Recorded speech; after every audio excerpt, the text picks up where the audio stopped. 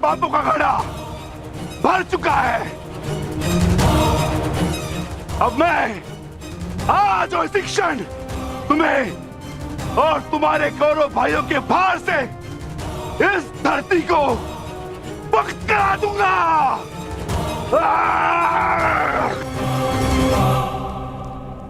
तो प्रतीक्षा किस बात की है भीम?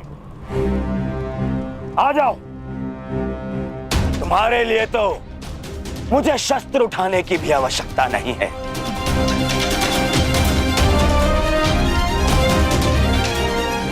मेरे मित्र के बाण ही तुम्हारे शरीर को छल्ले छल्ले कर देंगे। आजा।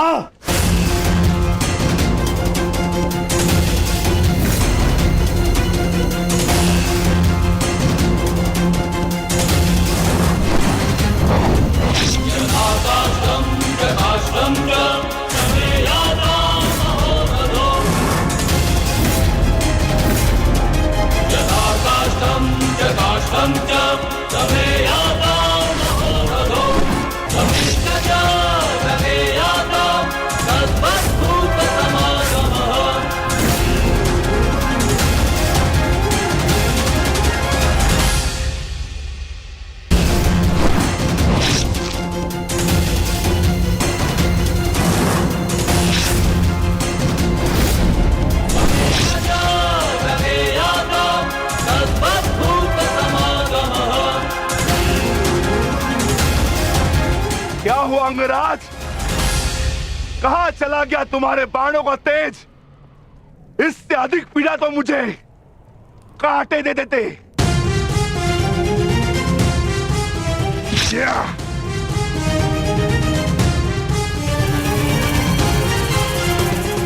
कदाचित तुम भूल रहे हो अंगराज, जिसने तुम्हारे बाणों को उनकी सीमा दिखला दी। मैं उस महाबली घटोत्कच का पिता।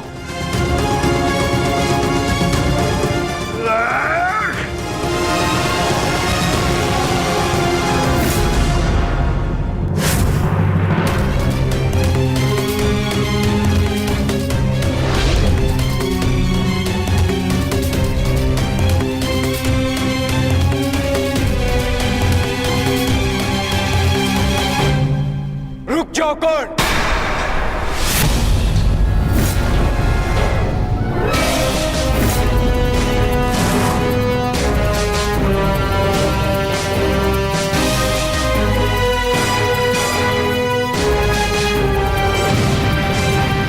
अपनी अमोघ शक्ति खो दी तो नियम भूल गए कि धनुर्धर केवल धनुर्धर से ही द्वंद करेगा, गदाधारी से नहीं। किंतु जिस पक्ष से तुम ये युद्ध लड़ रहे हो, उनका कर्म ही नियम तोड़ना और अधर्म करना है। इसलिए तुमसे नियम की और अधर्म की आशा रखना व्यर्थ है। किन नियमों की बात कर रहे हो अर्जुन? नियमों का उल्लंघन केवल कौरवों ने नहीं, पांडवों ने भी किया है। मेरे शक्ति बाण से तुमने स्वयं को बचा लिया, परंतु मेरी एक बात स्मरण रखना कि एक योद्धा अपने अस्त्र शस्त्र का दास नहीं होता। अस्त्र शस्त्र योद्धा के दास होते हैं।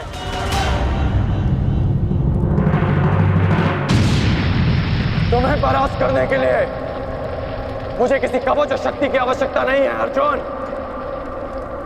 उसके लिए मेरा कौशल ही पर्याप्त है।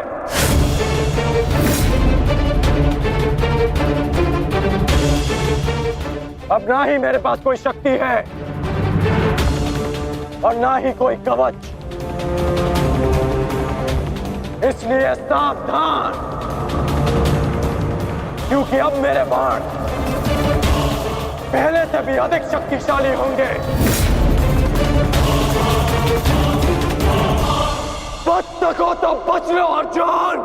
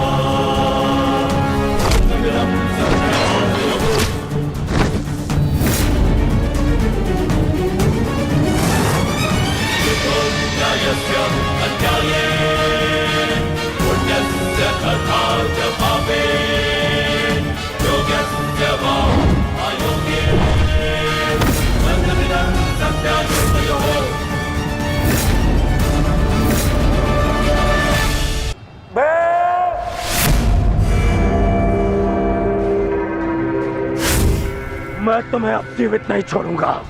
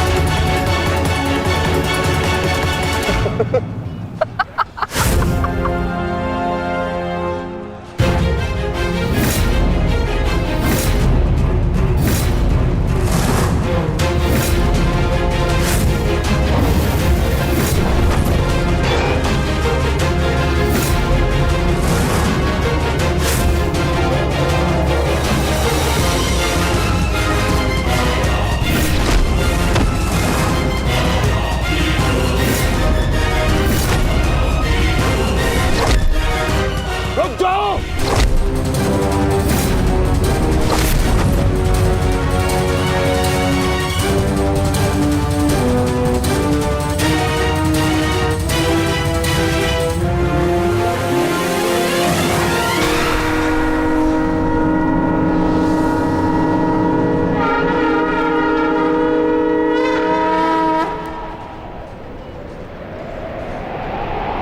रुक जाओ भीम!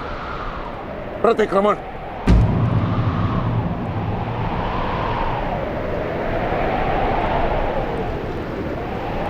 प्रतिक्रमण की मांग की है मैंने, रुक जाओ। और मुझे प्रतिकार की मांग है आचार्य, प्रतिकार की। अपने पुत्र के प्राणों पर बनाई तो प्रतिक्रमण चाह रहे हो? नहीं भीम, मेरी मंशा केवल और केवल सभी योद्धाओं को एक प्रहर का विराम देने की है।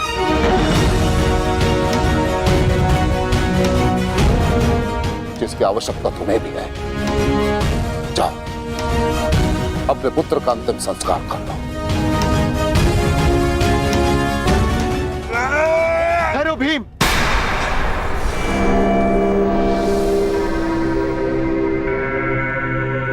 हम में और कौरवों में अंतर है भीम। गुरु द्रोण ने प्रतिक्रमण की मांग की है और हमें उनकी इस मांग का सम्मान करना होगा।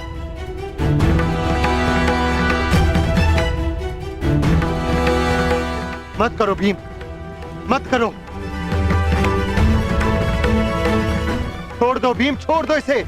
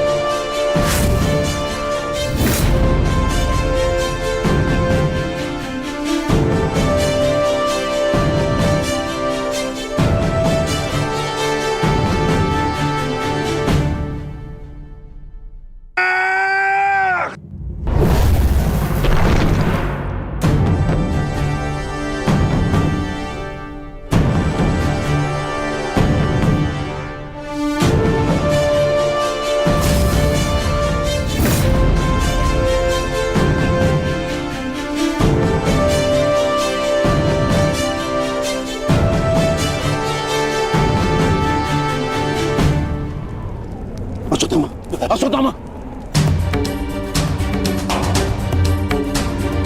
तुम ठीक तो हो पुत्र? पिताश्री,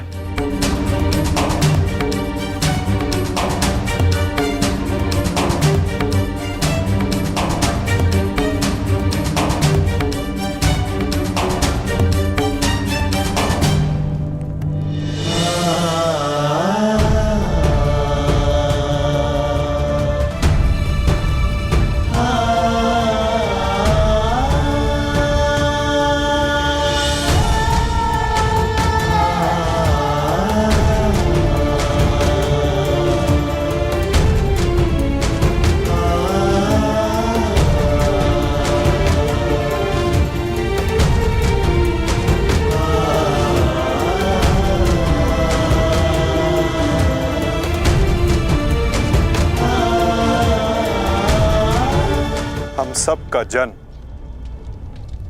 किसी उद्देश्य के लिए होता है। हम अपने जीवन का मंतव्य पूर्ण करके अपने गंतव्य पर चले जाते हैं। और यदि एक वीर अपने जीवन का उद्देश्य पूर्ण करते समय वीर गति को प्राप्त हो जाए तो उसे मोक्ष की प्राप्ति होती है। तुमने सबके लिए जो कुछ भी किया उसके लिए सभी तुम्हारे ऋणी रहेंगे पुत्र। तुम्हारा ये बलिदान व्यर्थ नहीं जाएगा घटोत्कच। और इन्हीं बलिदानों से हम इस युद्ध में विजय पा सकेंगे। जिस भविष्य के लिए हम ये विजय चाहते हैं माधव, क्या उसके लिए वर्तमान का बलिदान करना उचित है? पुत्र की हत्या हो जाए और पिता जीवित रहे, ये कैसा न्याय है माधव? ये न्याय नहीं पार्थ, यही नियति है।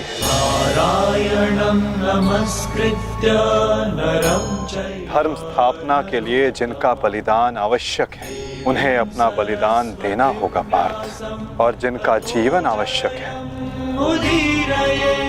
उन्हें संघर्षों का और दुखों का भार उठाकर अपना जीवन जीना होगा। और इस युद्ध के लिए, इस धर्म स्थापना के लिए तुम्हारा जीवन आवश्यक था। और घटोत्कच का बलिदान।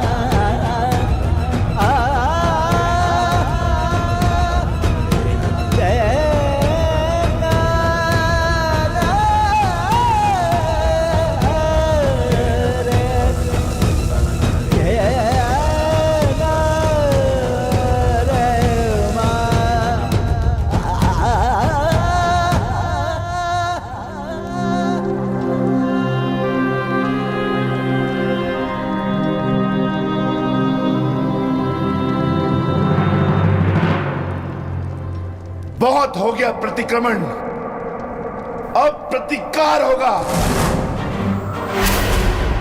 प्रतिकार होगा विकोदर,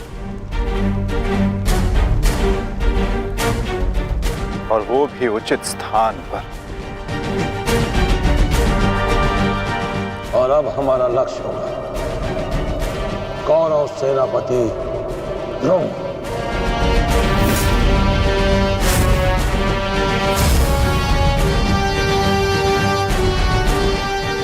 हाँ पिताश्री, कर्ण के पास केवल एक ही अस्त्र था अर्जुन के विरुद्ध, और वो उसका प्रयोग कर चुका है।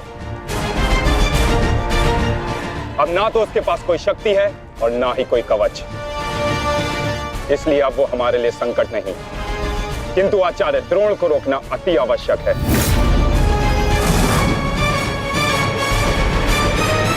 उन्होंने आज भी हमारी सेना को बहुत भारी क्षति पहुंचाई है।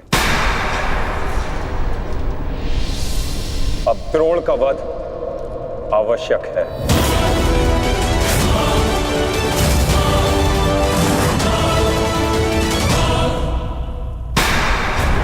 पिताश्री, पिताश्री,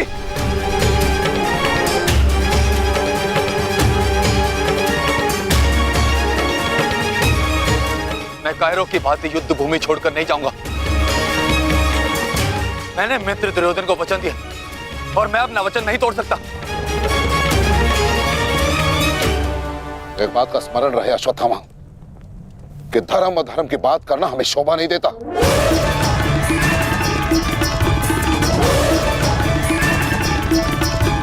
स्मरण है तुम्हें युद्ध भूमि में क्या हुआ? भीम तुम्हारा वध करने वाला था पुत्र। उसने यदि आज नहीं किया तो कल अवश्य कर देगा।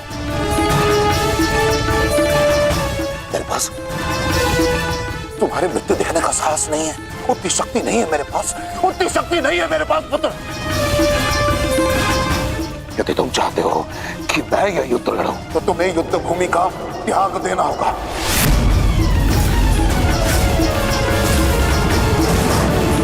वचन दो मुझे कि तुम युद्ध भूमि का त्याग कर दोगे। वचन दो। आचार्य द्रोण, यदि ऐसा है तो आप यह युद्ध भूमि छोड़कर जा सकते हैं, परंतु मेरा ये मित्र कहीं नहीं जाएगा।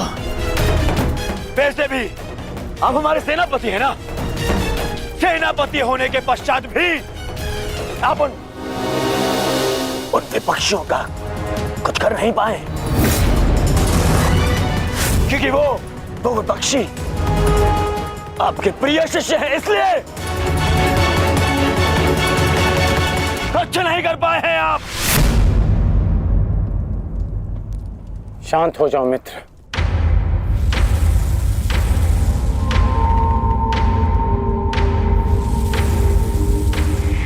मित्र दुर्योधन सत्य कह रहे हैं। मेरे पिता ने पक्षपात किया है। उन्होंने अपने दिए वचन को पूर्ण नहीं किया और इसी कारण आज हमारे परिवार पर प्रश्न उठना आवश्यक है। किंतु एक पक्षपाती पिता का पुत्र होने से अच्छा है कि मैं एक योद्धा की तरह रणभूमि में जाऊं और अपने प्राण गंवा दूं। बस अश्वत्थामा, अपने पिता से इस भांति कटु वचन कहना एक महान योद्धा को शोभा नहीं देता। जो अपने पिता का सबके सामने अपमान कर सकता है, उससे किसी और के सम्मान की आशा नहीं की जा सकती।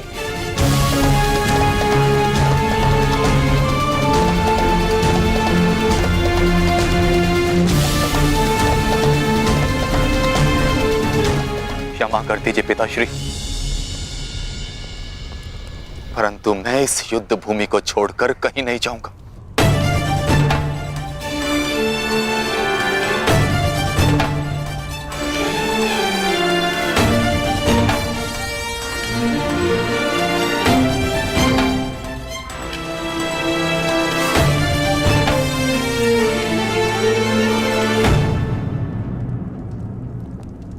तो ठीक है पुत्र,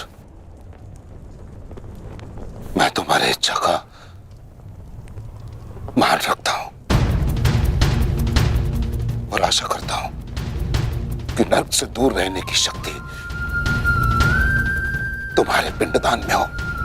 आज केवल तुम्हारे कारण मुझे संपूर्णता से धर्म का त्याग करना होगा। एक पुत्र पिता के लिए बल होता है, परंतु आज तुम मेरे लिए निर्बलता सिद्ध है।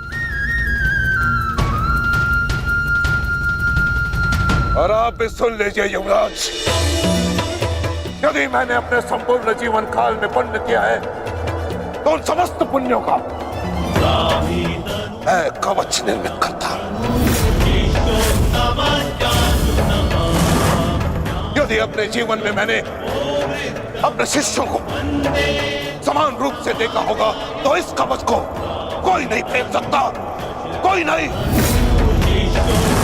यदि मैंने अपने शिष्यों को संभावना से कम और समर्पण से अधिक शिक्षा नहीं दी होगी तो आज मेरे हाथों से मेरे शस्त्रों को कोई नहीं छीन सकता। इसलिए मैं भारद्वाज पुत्र द्रोण प्रण लेता हूं कि इस कुरुक्षेत्र में जो योद्धा मेरे समक्ष आएगा मैं उसका वध कर दूंगा।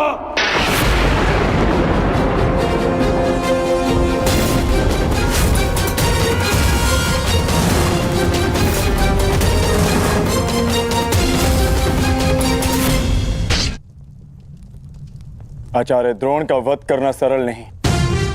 परशुराम के दिए गए उनके पास ऐसे कई अस्त्र हैं जिनका हमें अनुमान तक भी नहीं। मेरे पुत्र का जन्म केवल द्रोण के वध के लिए हुआ है। मुझे पूर्ण विश्वास है कि मेरा पुत्र अपने जीवन के इस उद्देश्य में अवश्य सफल होगा।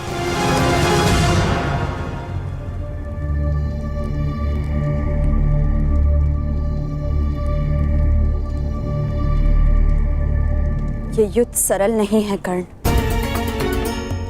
तुम्हें अपना ध्यान केवल युद्ध पर केंद्रित करना होगा। मेरी चिंता का कारण मोह है वृषाली। वो मोह जो बड़े से बड़े योद्धा को निर्बल कर देता है, और किसी की निर्बलता शत्रु का सबसे बड़ा शस्त्र न बन जाए। बस इसी बात की चिंता है। तुम्हारी चिंता स्वाभाविक है पार्थ।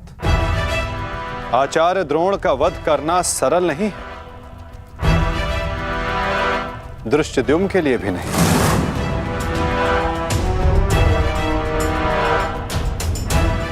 तो क्या कोई व्यू नहीं जो हम आचार्य द्रोण के विरुद्ध उपयोग कर सकें? मैंने कहा कि आचार्य द्रोण का वध करना सरल नहीं। मैंने ये नहीं कहा कि ऐसा करना असंभव है।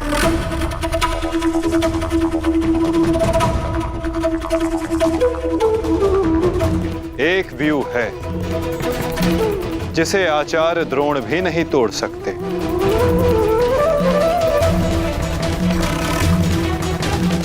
पुत्र मोह व्यू।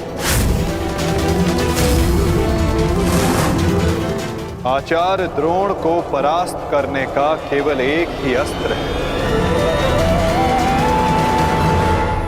अश्वत्थामा।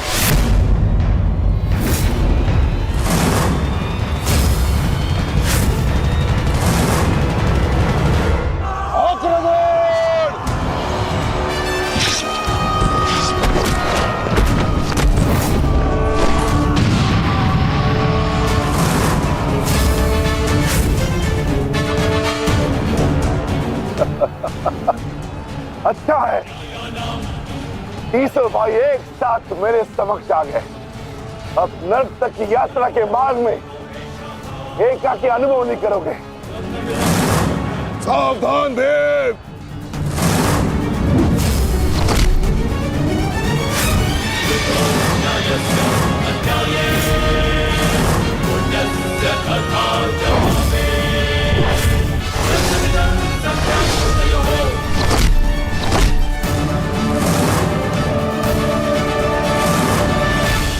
आज मैं हस्तिनापुर नरेश महाराज धृतराष्ट्र के सभी पुत्रों का कवच हूं। यदि किसी ने भी उन्हें हानि पहुंचाने का दुस्साहस किया तो उसे मृत्यु मैं स्वयं दूंगा, और यह मेरा संकल्प है।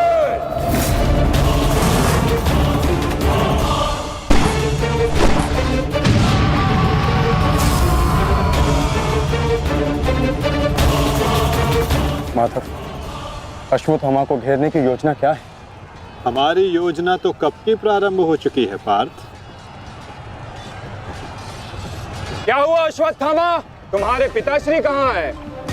कहीं अपने काल को आता देख, कहीं छिप तो नहीं गए? धृष्टद्युम्न! ना आचार्य द्रोण किसी से भयभीत है और ना ही उनका पुत्र। आज अपने पिता के काल का काल मैं स्वयं बनूंगा।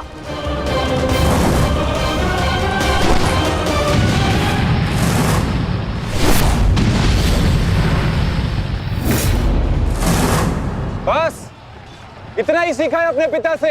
आओ अश्वत्थामा, आज मैं तुम्हें जीवन का पाठ पढ़ाता हूं। भाग कहां रहे हो कायर? साहस है तो द्वंद्व करो। आरती, पीछा करो।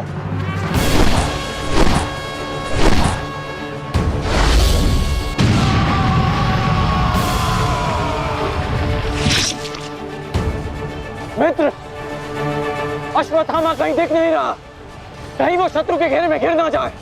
तुम आचार्य द्रोण के पीछे जाओ, मैं अश्वत्थामा को खोजता हूँ। ठीक है मित्र, सारथी। चलो सत्यसेन।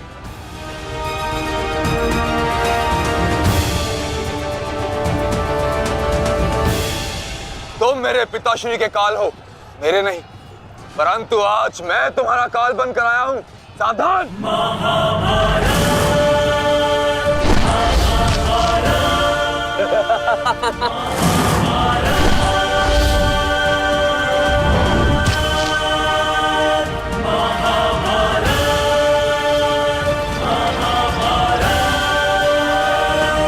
अच्छा हुआ कि पिता और पुत्र दोनों एक साथ मेरे सामने आ गए। आज तुम दोनों मेरे हाथों वीर गति को प्राप्त होगे।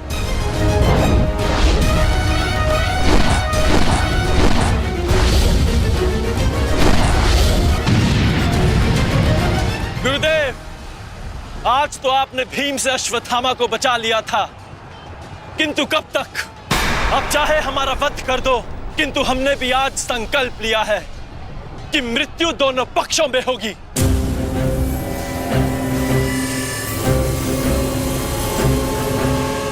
चलो सारथी, हमें वापस जाना है। शीघ्र करो। अश्वत्थामा का? अश्वत्थामा कहीं दिखाई नहीं दे रहा आचार्य, परंतु कर्ण उसी की खोज में गया है। चलो सारथी।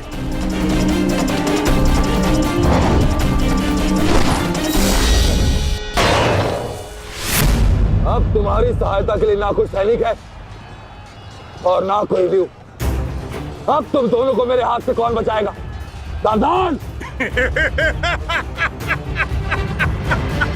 अश्वत्थामा, तुम स्वयं व्यू में खड़े हो। इस व्यू को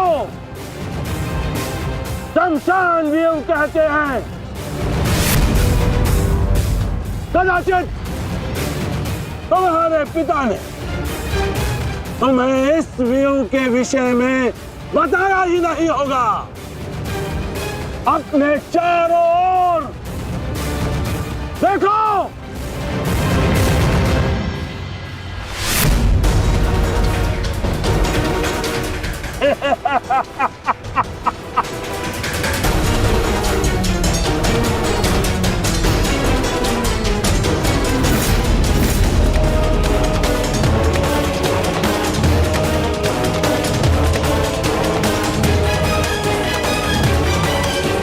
अश्वत्थामा, सावधान।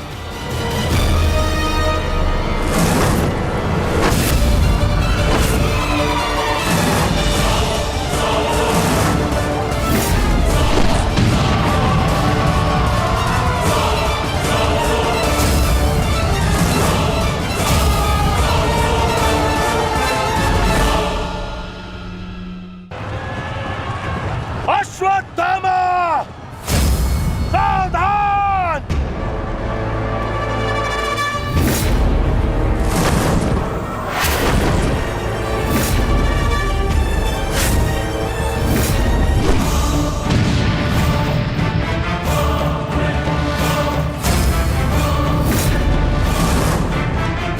दूसरों की चिता के लिए सजाई गई लकड़ी कभी कभी स्वयं को भी जला देती है। धृष्टद्युम्न, अर्जुन, अंगराज कर्ण अश्वत्थामा की रक्षा के लिए शमशान व्यू में आ चुका है। हमारी योजना संकट में है।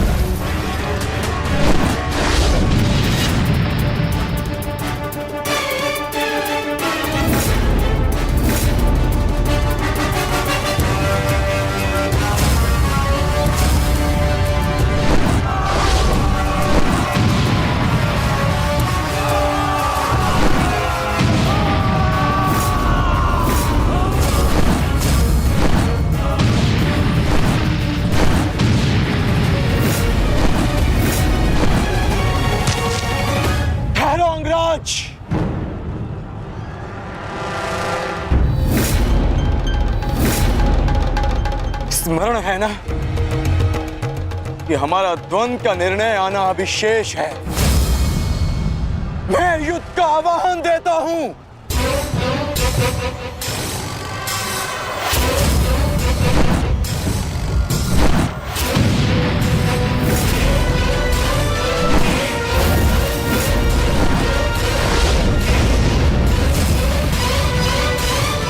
सावधान द्रुपद।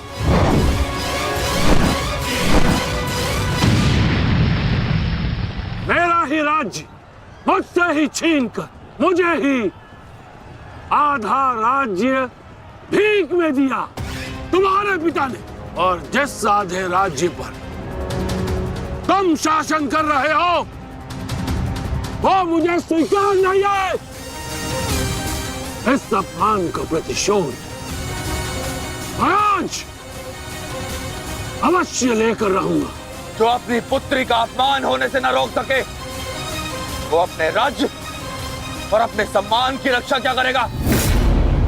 तुम उस विषधर के समान हो जिसके विषदंत टूट चुके हैं। मेरी बात मानो और समर्पण कर दो, तुम्हारे प्राण बचे रहेंगे। प्राण तो अब तेरे नहीं बचेंगे।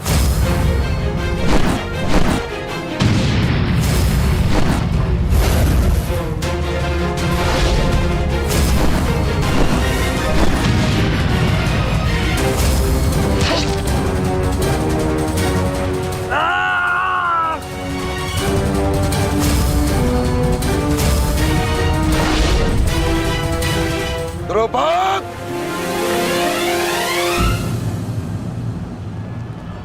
तुम्हारी शत्रुता केवल मेरे साथ है, उसका प्रतिकार तुम मेरे पुत्र से मत लो,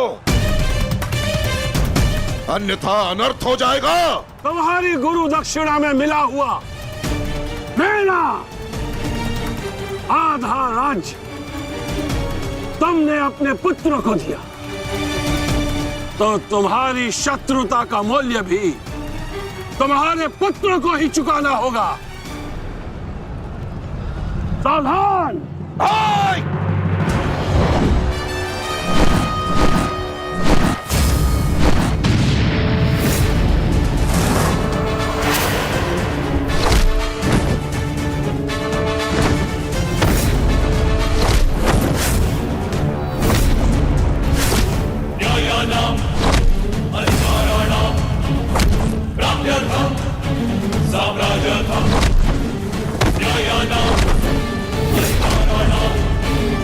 दुर्योधन, भीम ने तुम्हारे और 5 अनुजों का वध कर दिया है और अभी उसकी रक्त पिपासा बुझी नहीं है दुर्योधन।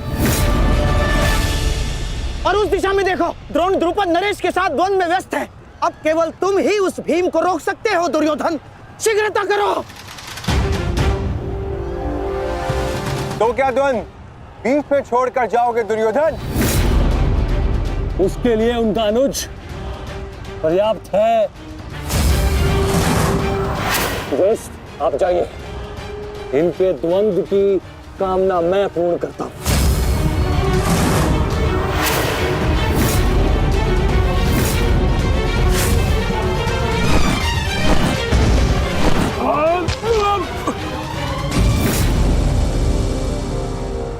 बार बार मुझे छोड़कर मेरे पिता पर वीरता क्यों दिखाते हो आचार्य?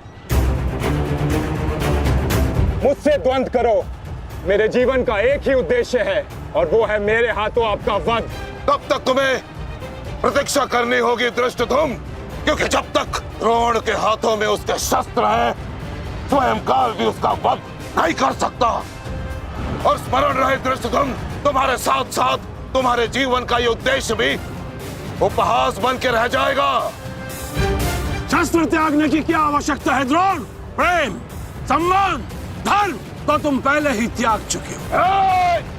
मेरे पिता तुल्य गुरु और अपने पिता महर्षि भरद्वाज पर तो तुम लांछन भी लगा चुके हो।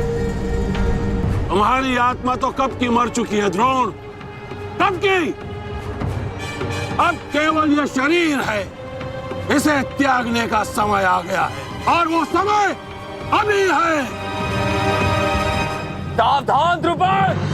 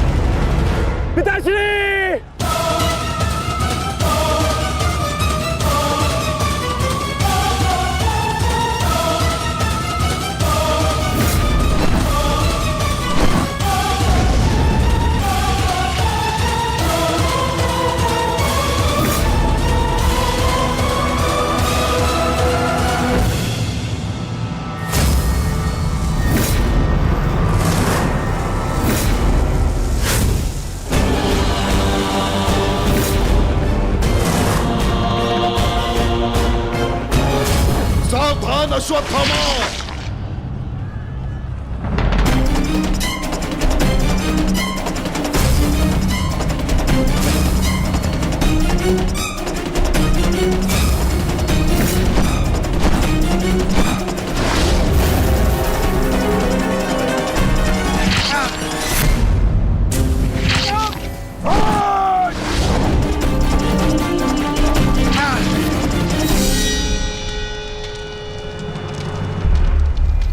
पिताश्री!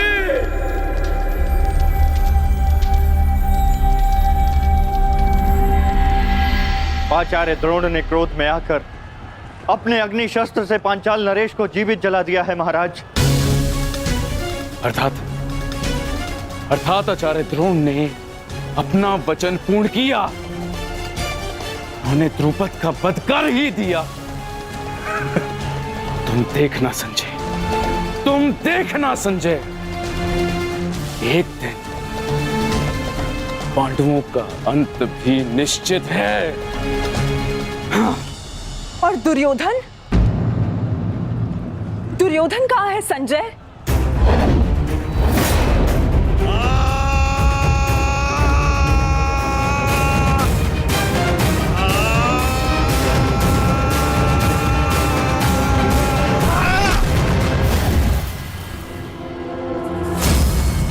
तुम्हें ज्ञात भी है, अब तक तुम्हारे 55 अनुजों का रक्त मैं अपनी गदा को पिला चुका हूं।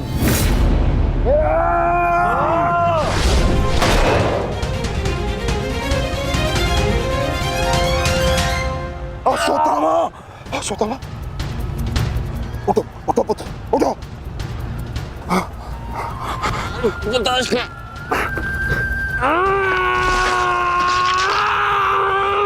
पुत्र पुत्र पुत्र, तुम बहुत अधिक चोटिल हो गए हो।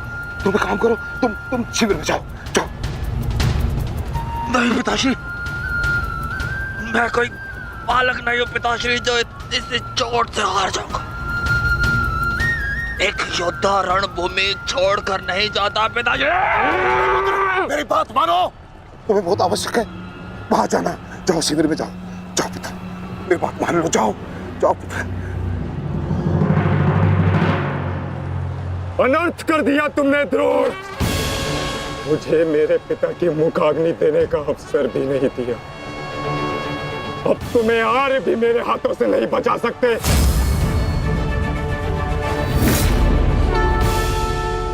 सावधान! मैं जानता हूं तुम एक वीर योद्धा हो, पर तुम बहुत अधिक चोटिल हो गए पुत्र।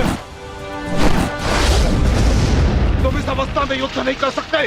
तुम्हें उपचार की आवश्यकता है। जाओ, तुम्हें मेरी शपथ है पुत्र, जाओ। जो आ गया पिताश्री।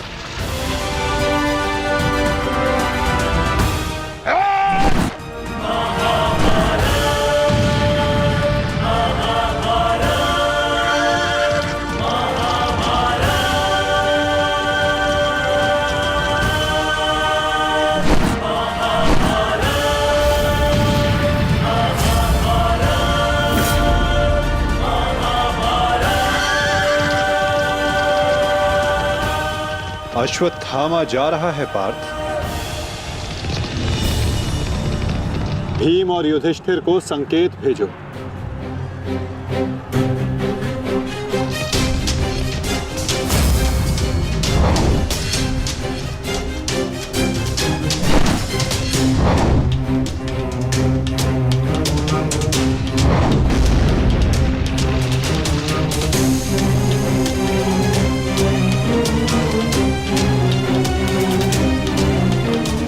अर्जुन कोई संकेत दे रहा है। क्या योजना है माधव की?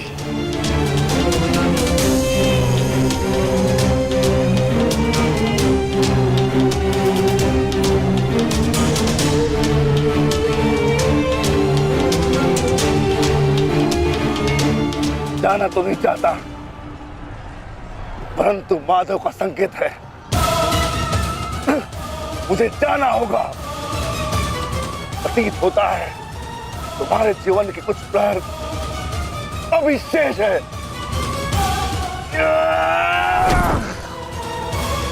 जाओ, जी लो।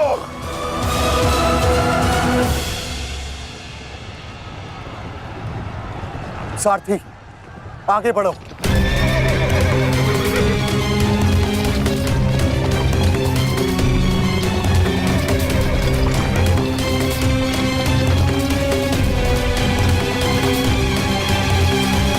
नहीं द्रोण, तुम्हें जाने की अनुमति नहीं है।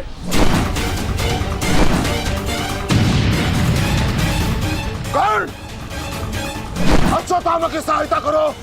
वो बहुत अधिक जख्मी है और भीम उसके पीछे है। जाओ।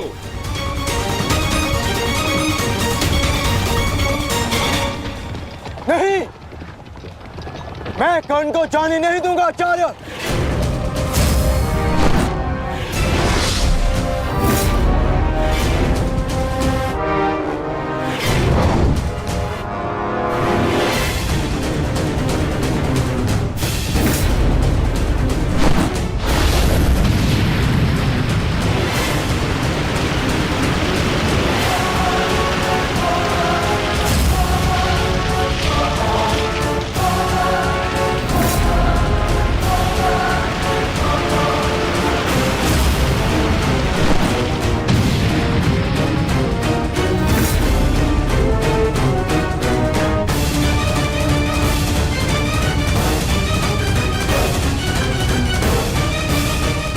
स्मरण रहे पार्थ, यदि कर्ण अश्वत्थामा की सहायता के लिए वहां पहुंच गया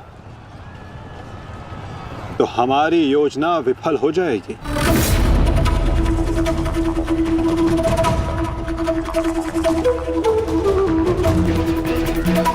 तुम्हें कर्ण को वहां तक पहुंचने से रोकना होगा पार्थ।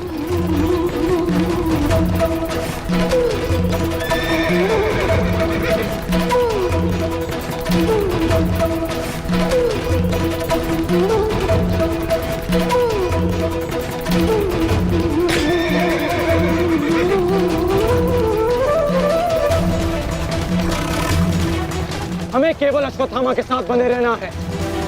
उसे किसी भी परिस्थिति में अकेला नहीं छोड़ना है। सत्यसेन, शीघ्रता करो।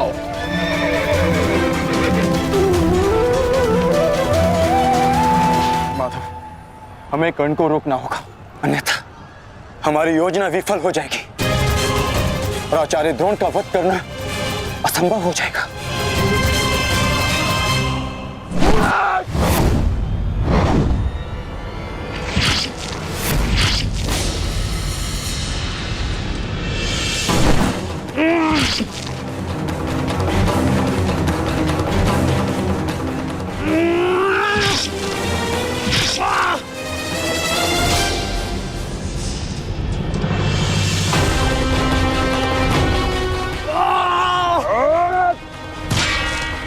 अभी भी समय है, लौटो।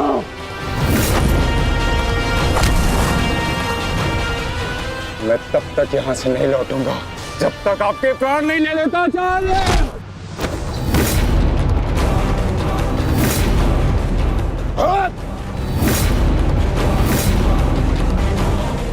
कहा था मैंने कि मैं पिता और पुत्र का वध एक दिन में नहीं करना चाहता, परंतु तुमने मुझे विवश कर दिया।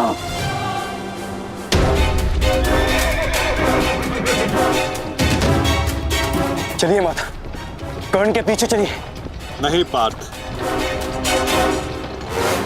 इस समय दृश्यद्युम्न को हमारी सहायता की आवश्यकता है और यहां से जाना हमारी योजना का भाग नहीं है। तुम आचार्य द्रोण के साथ युद्ध करो।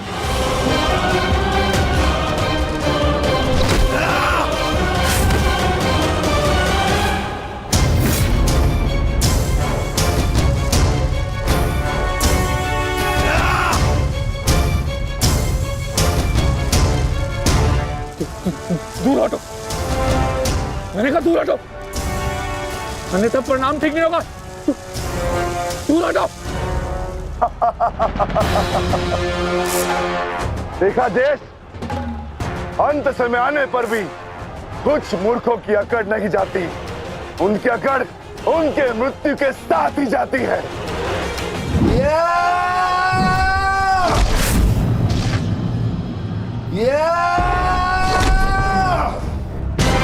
अश्वत्थामा! अश्वत्थामा! अब तुम्हारा अंत आ गया अश्वत्थामा। अश्वत्थामा!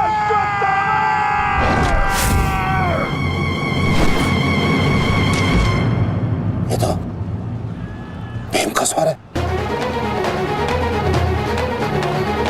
कोई ऐसा तो नहीं कि भीम अश्वत्थामा के साथ द्वंद्व कर रहा हो। मुझे शीघ्र अतिशीघ्र वहां पहुंचना होगा। भीम की गर्जना का आशय आप भी समझते हैं आचार्य कि ये द्वंद्व समाप्त हो गया है और इस द्वंद्व के समाप्त होने से प्रतीत होता है कि अश्वत्थामा का वध हो चुका है आचार्य।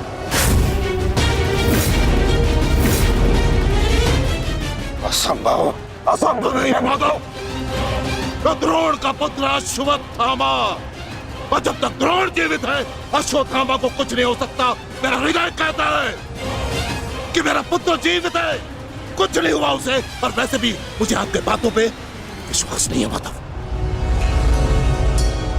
यही विचार पांडवों का भी था आचार्य कि युद्ध भूमि में उनके रहते हुए अभिमन्यु का वध नहीं हो सकता, उसकी मृत्यु नहीं हो सकती।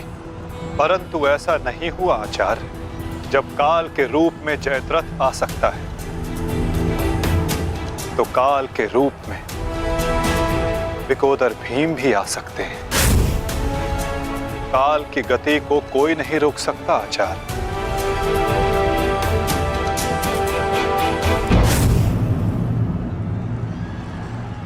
सावधान भीम!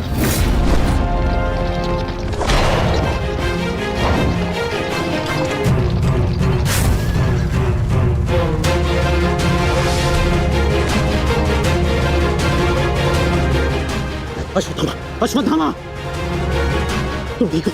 तुम ठीक हो? हाँ अंगराज।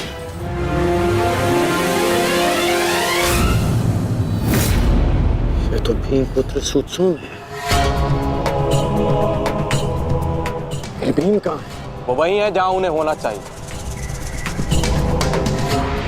आचार्य, आज कर्ण नामक कवच भी अश्वत्थामा की रक्षा नहीं कर पाया।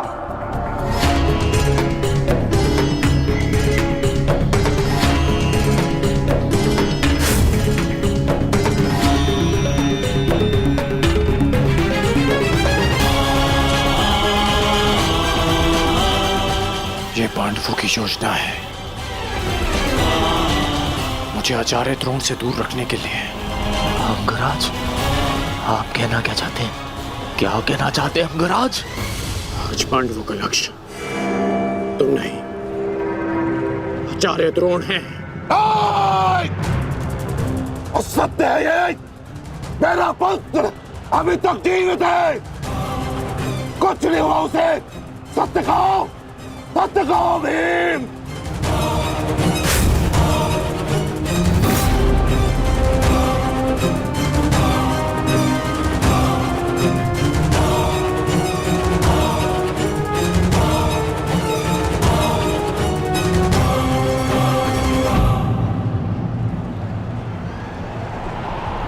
धर्मराज, मैं तुमसे सुनना चाहता हूं, ये सत्य क्या है? कह दो कि मेरा पुत्र जीवित है। तुम्हारा उपयोग केवल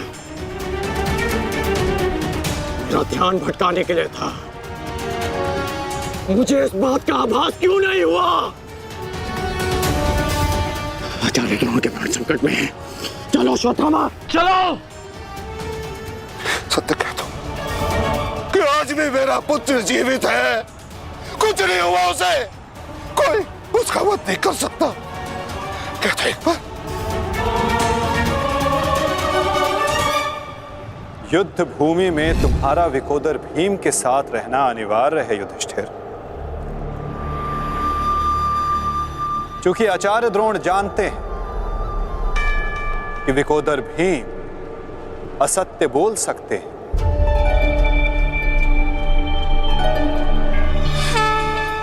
किंतु धर्मराज युधिष्ठिर नहीं। और वो ये सुनिश्चित करने के लिए तुमसे ये प्रश्न अवश्य करेंगे धर्मराज।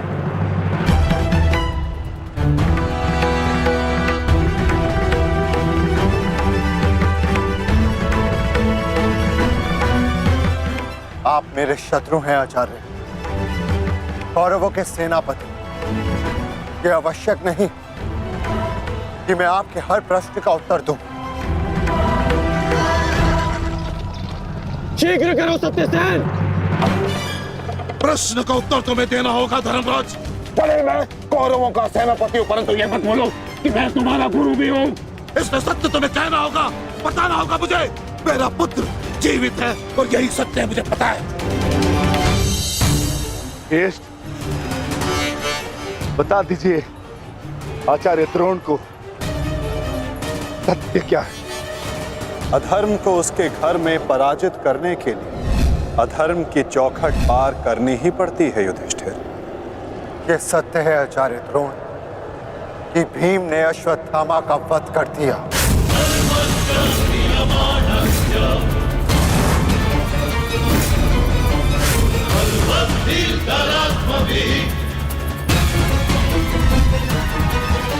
नहीं माधव, मैं असत्य नहीं कहूंगा।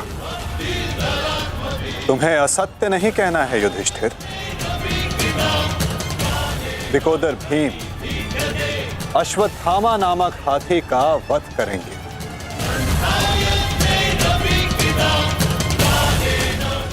तुम्हें केवल ये कहना है कि अश्वत्थामा मारा गया। इससे ना तुम्हारा धर्म टूटेगा और हमारी योजना भी सफल हो जाएगी।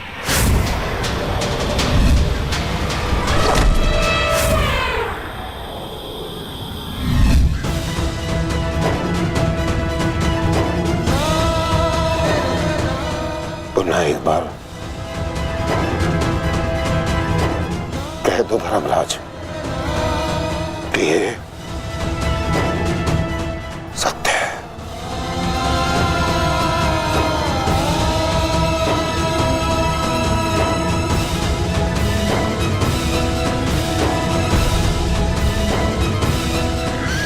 शीघ्र करो सत्यसेन। आपने बिल्कुल सही सुना आचार्य द्रोण।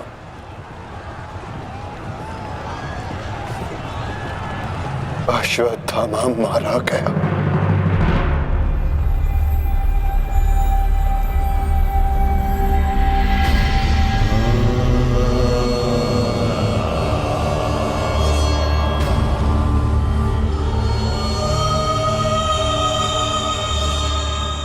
परंतु वो एक मनुष्य नहीं,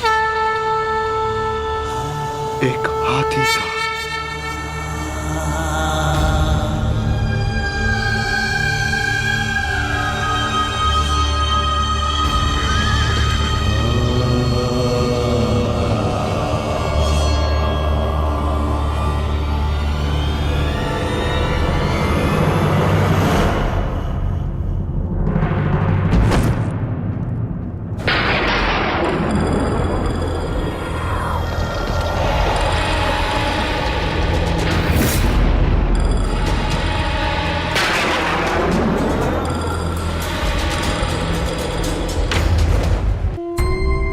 जिस पुत्र के लिए आप आचार्य से शिक्षक बन गए, जिस पुत्र के लिए आपने अपने शिष्यों से गुरु दक्षिणा नहीं मूल्य मांगा,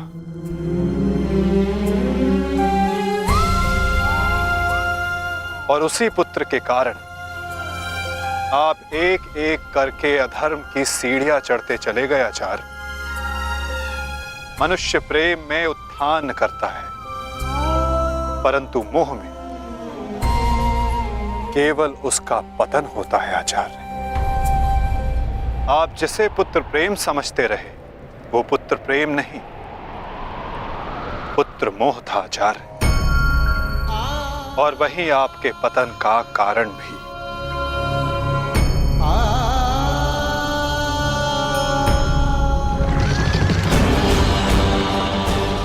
शीघ्र करो सत्यसेन।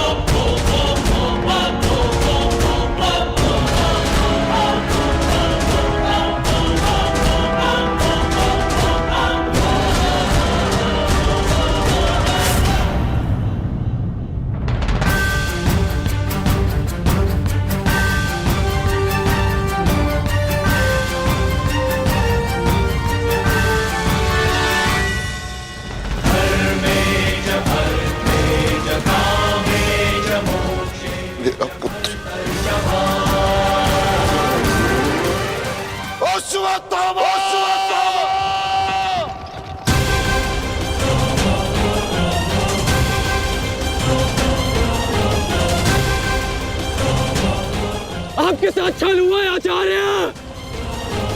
अश्वत्थामा जीवित है। पिताश्री! पिताश्री!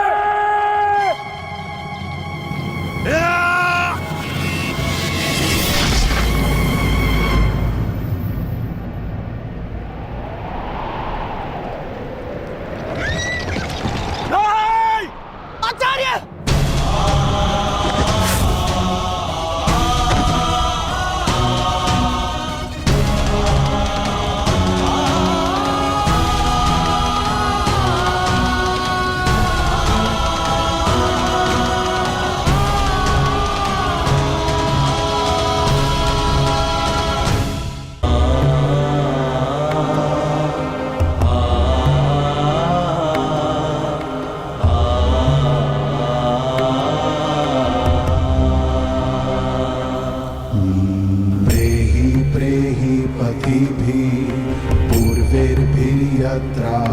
ना पूर्वे पीतर पर्युः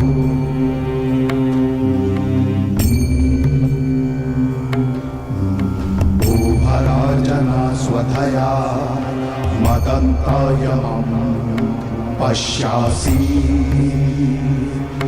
वरुणं च दिवम्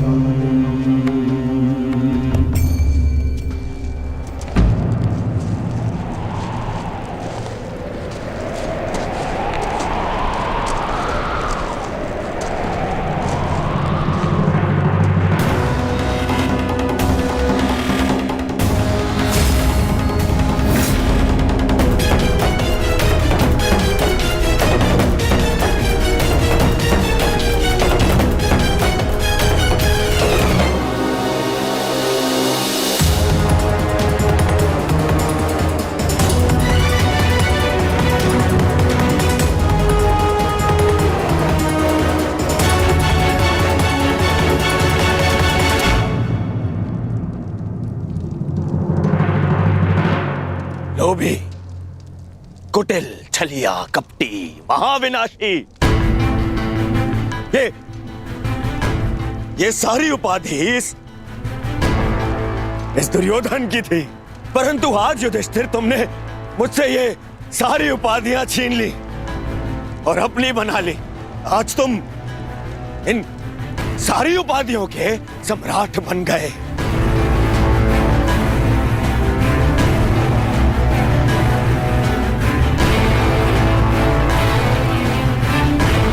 प्रणिपात सम्राट, प्रणिपात, अरे बोलो, सम्राट आए हैं।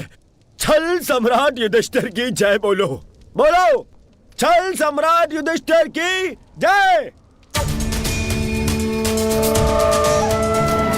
परंतु सम्राट मुझे समझाइए, अब कौन सा कार्य शेष रह गया था? आपने यहां आने का कष्ट कैसे किया सम्राट? अरे कहीं ऐसा तो नहीं कि लकड़ बग्गे की तरह गुरु आचार्य द्रोण के शव पर भोज बनाने आए हैं आप?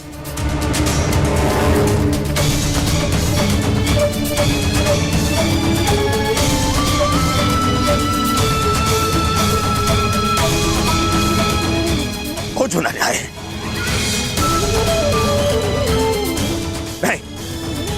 नहीं सम्राट, मैं क्षमा चाहूंगा, परंतु मैं इस बात की अनुमति नहीं दूंगा आपको। चले जाओ यहां से, अन्यथा मैं आप लोगों के शव पर उत्सव मनाऊंगा। चले जाओ। हम यहाँ युद्ध करने नहीं आए, अपने गुरु के अंतिम दर्शन करने आए हैं। इस समय मैं अर्जुन नहीं,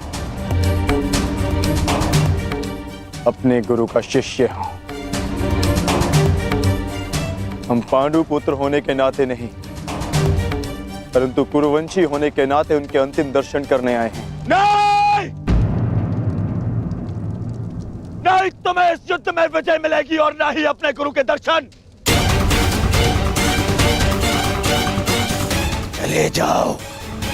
चले जाओ यहां से, अन्यथा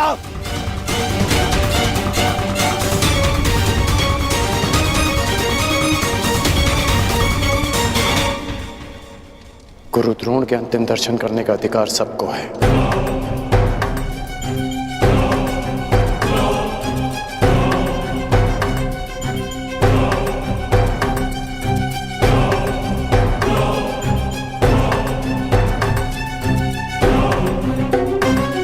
बहुत बड़ी गुरु दक्षिणा दी आपने अपने गुरु को, छल से मृत्यु दी तुमने अपने गुरु को। उन्होंने अनेकों दिव्यास्त्र सिखाए तुम सबको, परंतु विश्वासघात नामक अस्त्र का कोई उत्तर नहीं था उनके पास। धर्मराज, क्या उत्तर है आपके पास आपके छल का?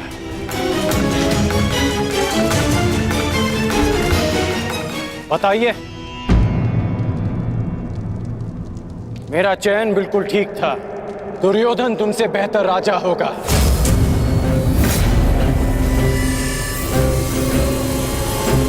दुर्योधन की अनीतियों पर मैं क्रोधित हूं, परंतु तुम्हारी अनीतियों पर मुझे घृणा आती है। मित्र, शिष्य होने के नाते अपने गुरु के अंतिम दर्शन का अधिकार है इन्हें? नहीं, अंगराज ठीक कह रहे हैं मित्र।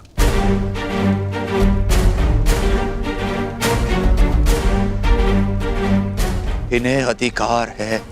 मेरे पिता ने जितना प्रेम अपने पुत्र को दिया, उतना किंचित अधिक इन पांडु पुत्रों को दिया।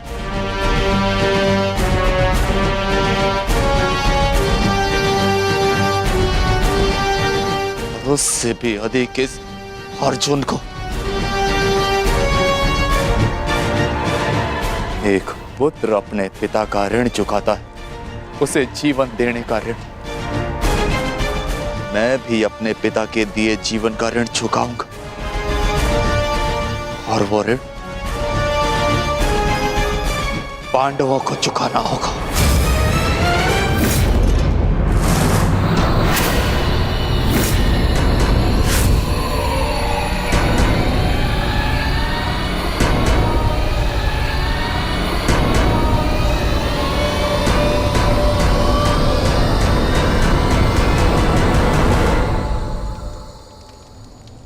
पापियों और दैत्यों की भांति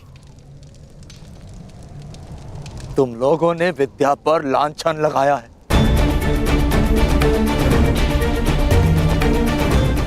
ज्ञान का नाश किया है तुम लोगों ने, नाश। धिक्कार, धिक्कार है तुम लोगों पर।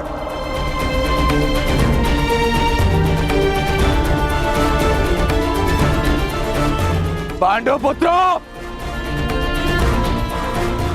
जब तक मैं तुम्हारी मृत्यु अपनी आंखों से ना देख लूं, मुझे मृत्यु प्राप्त नहीं होगी। तुम्हारे वंश के साथ मृत्यु की होली खेलूंगा मैं। जिन बच्चों ने आज मुझे रोका, मैं उनकी सांसें रोक दूंगा।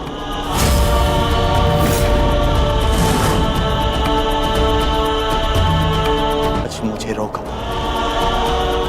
मैं उनकी सांसें रोक दूंगा।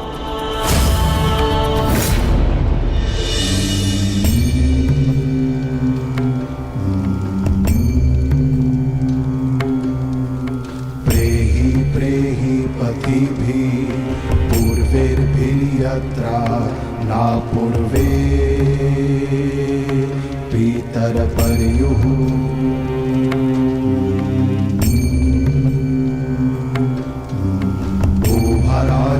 स्वधया मदन्तायमं पश्यासि वरुणं च दिवम्।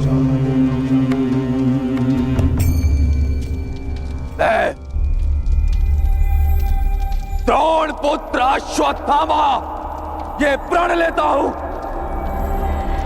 कि तुम्हारे संपूर्ण वंश को नष्ट कर दूंगा, नष्ट कर दूंगा, नष्ट कर दूंगा, नष्ट कर दूंगा, नष्ट कर दूंगा, नष्ट कर दूंगा।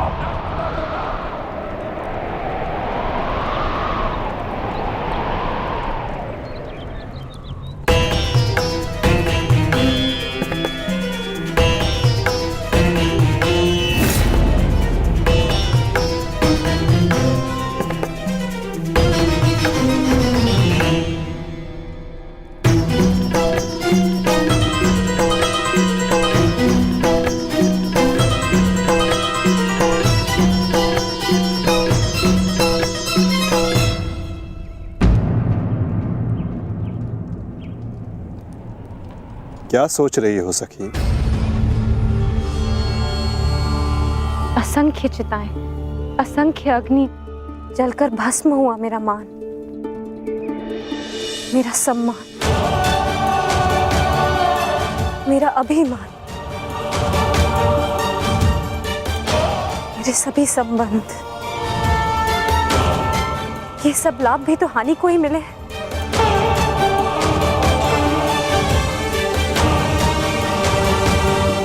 वो देखिए माधव,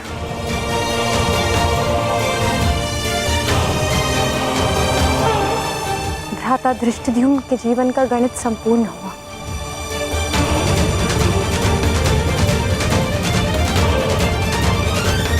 अब उनके जीवन का न्यून लाभ है।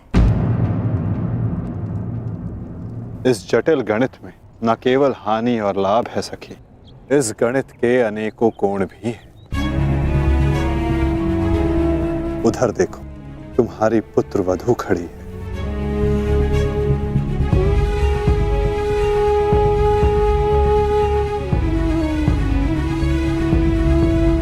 जो वस्त्र हरण तुम्हारे साथ हुआ, वो अन्य किसी स्त्री के साथ ना हो, उसकी लज्जा का रक्षण हो सके, ये लाभ। संसार में शोषण करने वालों को पर्याप्त दंड मिल सके सखी, ये लाभ। आने वाली पीढ़ियों को ज्ञात रहे कि स्त्री का मान भंग करना, उसका शोषण करना मानव हत्या से भी अधिक दंडनीय अपराध है, ये लाभ। और ऐसे लाभ के लिए बलिदान अनिवार्य है सखी, और ऐसे बलिदान देने की क्षमता सब में नहीं होती सखी।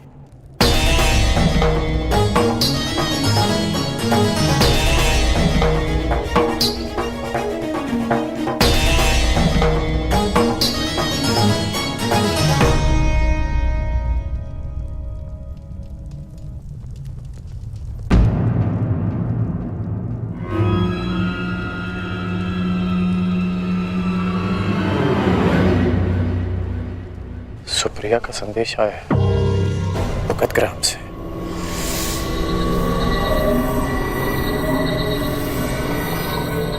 वो मृत्यु शैया पर है।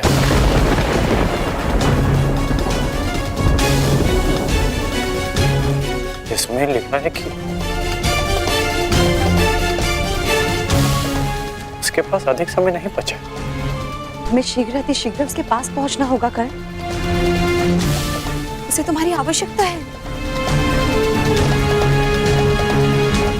हाँ, अंगराज, चेश ने संदेश भेजा है, आपको शीघ्र अतिशीघ्र उपस्थित होने को कहा है।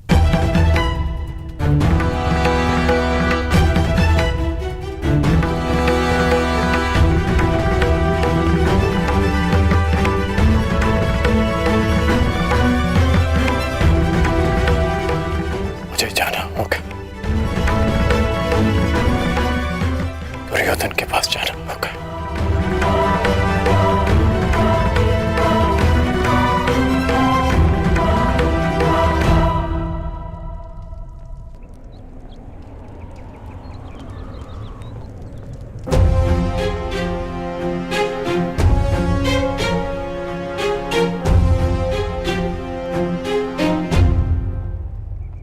अनेक दिनों से मेरा हृदय ही नहीं,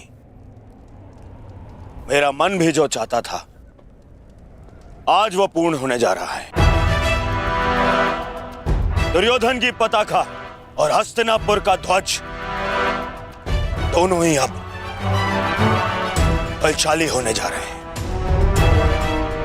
इस पताका की तीक्ष्णता और भी तीव्र होगी, क्योंकि इस पताका का नेतृत्व करेगा मेरा मित्र अंगराज कर्ण।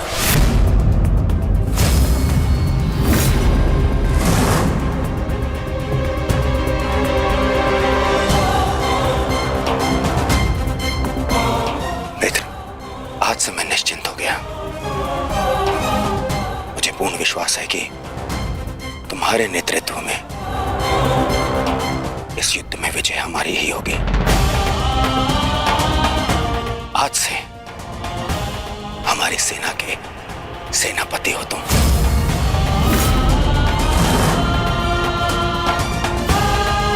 दुर्योधन, किसी दासी स्त्री के लिए पति चुन रहे हो या अपनी सेना का नायक चुन रहे हो? एक नीची जाति के व्यक्ति को तुम हमारे सर पे थोप नहीं सकते। किसी सारथी का पुत्र तुम्हारे उपकारों के बीच पे बना राजा मैं नहीं मानता कि ये सेनापति बन सकता है, क्योंकि पलतरन पैरों में शोभा देते हैं, ना कि मस्तक पर। मेरे होने वाले सम्राट, और हाँ, अंगराज कर्ण, देखो तुम दोनों बुरा मत मानना। प्रश्न केवल ये नहीं है कि अंगराज सूत्र है या क्षत्रिय। प्रश्न तो ये है कि सेनापति पद किसे मिलना चाहिए। सेनापति पद के लिए आवश्यक क्या होता है? बुद्धि और शक्ति।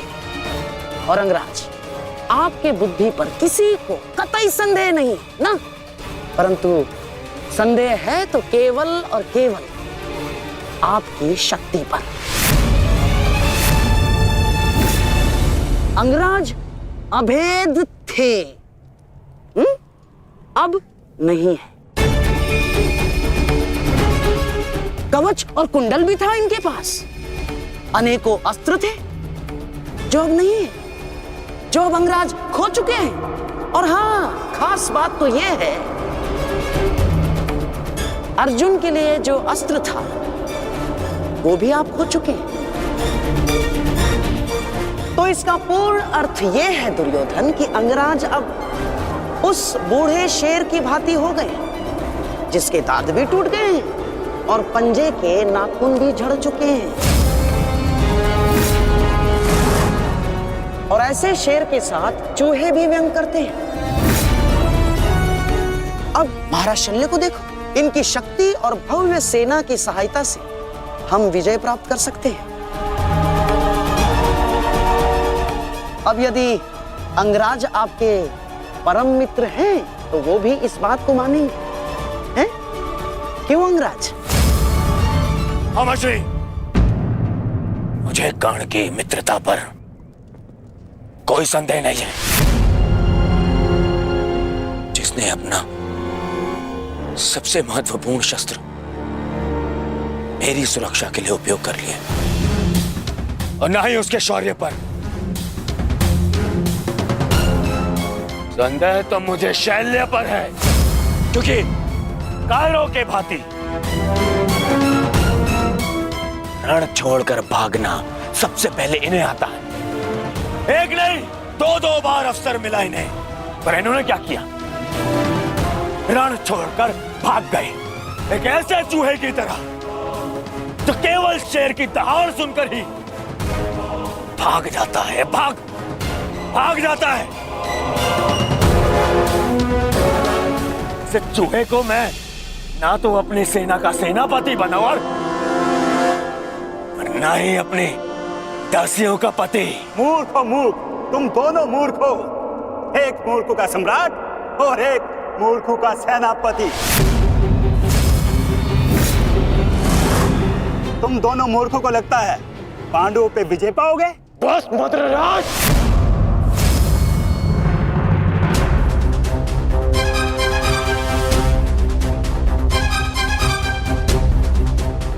मैं भले ही छोटी जाति का हूं, परंतु तुम्हारे कार्य और तुम्हारी जीवा मुझसे भी निचली जाति के हैं। तुम्हें मेरे माता पिता का ऋणी होना चाहिए कि उन्होंने मुझे अच्छे संस्कार दिए, नहीं तो अभी तक तुम्हारी जीवा मेरे पैरों के नीचे होती।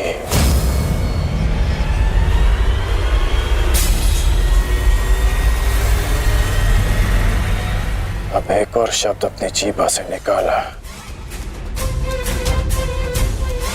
तो मैं अपने सारे संस्कार भूल जाऊंगा, और ये भी भूल जाऊंगा कि हम दोनों एक ही पक्ष में हैं।